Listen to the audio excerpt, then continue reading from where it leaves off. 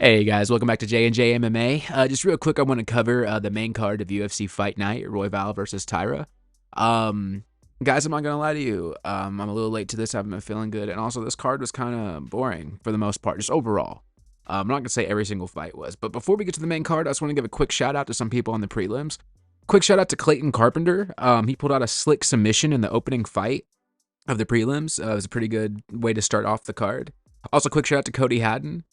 He won by decision, but dude, he put on a really good striking clinic. Like his opponent had no fucking striking game, and he kind of was just whipping out fucking 3 pieces, 4 pieces, left and right. It was really fun to watch. And also, quick shout out to Terminov. Dude, he fucked up CJ Vergara like really bad. He dropped him twice, and then he fucking got a TKO with a nasty fucking liver shot, dude. Just made fucking CJ crumble to the fucking ground. I think he very much has a good, promising future in the UFC, so I'm hyped to see what happens with him next. Moving on to the main card, though, the opening fight was Daniel Rodriguez, D-Rod, versus Alex Morono. Now, here's the deal. I like both of these dudes. Alex Morono's been in the UFC for a while now. D-Rod's had a couple fun fights. D-Rod won this one. I feel like Alex was beating his ass round 1, but he definitely came back in round 2 and 3. But just tell me if I'm wrong, guys. I feel like something was off with Daniel Rodriguez. I'm not sure what it was, but he just, he's not like the fastest, most explosive guy anyway, but he just seemed a little slower than normal, if you've seen his other fights. So let me know if I was tripping on that or not. But the next fight was a lightweight bout. It was Grant Dawson versus Rafa Garcia. Dude, look, Grant Dawson's one of them weird cats to watch because generally his fights it's just him beating the shit out of people on the ground. Not even really beating the shit out of him, it's kind of just holding them on the ground sometimes. Like, it's very much Marab-esque in the way he fights. But not this one. This one, dude, he was throwing elbows. He showed an improvement on his hands in the stand-up. But come round 2, man, he got on top of Rafa on the ground, dude. Put a nasty elbow on his forehead. It was just a deep fucking cut, bro. He was bleeding like... it wasn't like the worst cut we've seen in the last couple months, but still, bro, he's bleeding pretty good for the quick exchange. He ended up getting the TKO off of that. And, shout out to Grant. Shout out to his wife for having an ass he can bounce a quarter off of, apparently. And I want to see him try to get another top 15 opponent, I know him and Drew had that fight.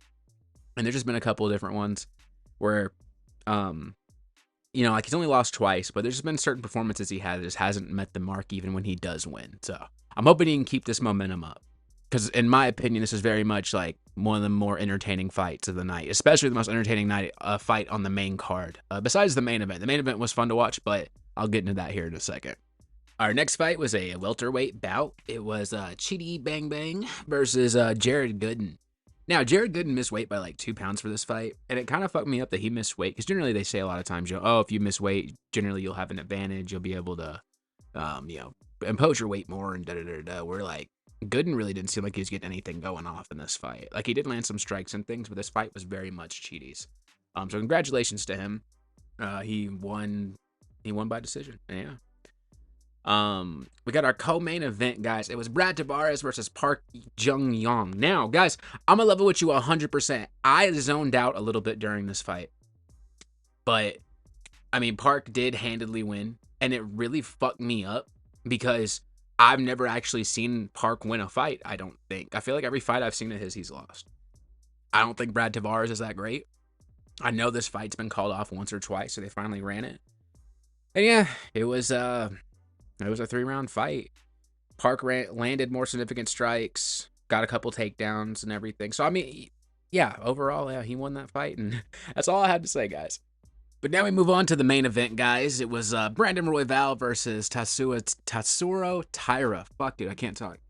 I will say, now, this fight was really weird going into it because Taira was the favorite in the fight. A lot of people were counting Brandon out.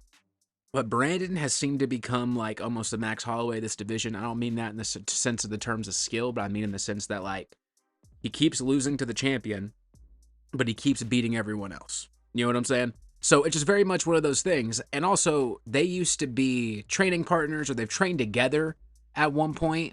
So I feel like that really did give him an edge in the sense that he knew what, Taira was about. He very much had, a way to kind of know what to counteract and everything like that. You know, they both were landing some takedowns. Taira shot for like 15, 16 of them. I think he only landed 5 or 6. Royval shot for 3, landed all 3 of them.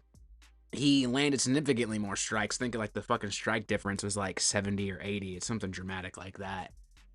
And I mean, Brandon kind of just gave it to him. I mean, there were moments that Taira had, especially he got some few takedowns and he was landing some shots. It's not like it was just a one-sided beatdown, but it very much was evident that Brandon was winning the fight.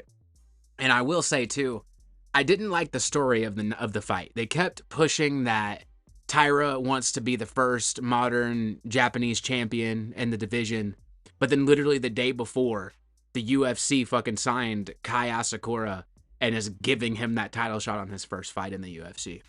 And I'm not saying he doesn't deserve it or anything, but like, I just fucked up. You're pushing for one kid. This is his dream. This is what he wants. But then the day before, you're quietly like, hey, everyone give another Japanese guy his dream real quick. You know what I'm saying? But Taira is only 24, dude. Like, him and I are the same age, and it's crazy to me thinking about that. But, you know, he still has time to grow. He still has time to improve. And I definitely think he is a top 10 caliber fighter right now. And it's something that they were saying in the fight is that, you know, Brandon Royval said that, you know, training with him that, you know, right now I am a better fighter than Taira. And that's the whole key word for me is right now. And I feel like he definitely has the potential to improve and be better. So we just definitely want to have to see where he's going to go from here. I don't know what they're going to do with Royval because unless fucking Kai ends up winning the fucking belt from Pantoja, which I don't know what would happen. Royval, like, I don't know. Like, I'm tired of seeing him fight Pantoja as well. So I don't want to see him to fight fucking Moreno again either. So this division's very much up in the air. You know, I did enjoy the main event. It was a fun fight. It's just this card was very lackluster. Very lackluster. And I feel like next week's fight night's going to be even more lackluster. So, but if you're here listening, I very much appreciate it. Let me know what you guys thought of the fights, and I'll catch y'all in the next one.